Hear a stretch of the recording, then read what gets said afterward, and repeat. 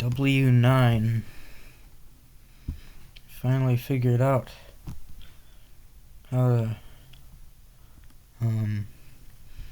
rotate parts in minute increments on mecha bricks.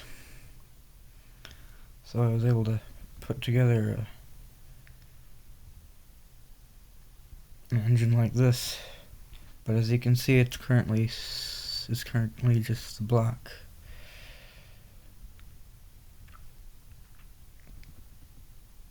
I'm not sure how I'm gonna put pistons in there and valves.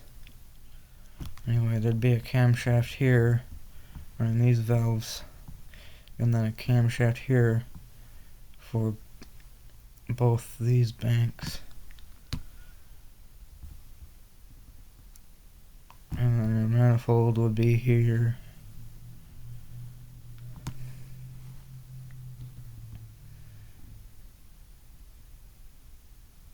So yeah, there you go.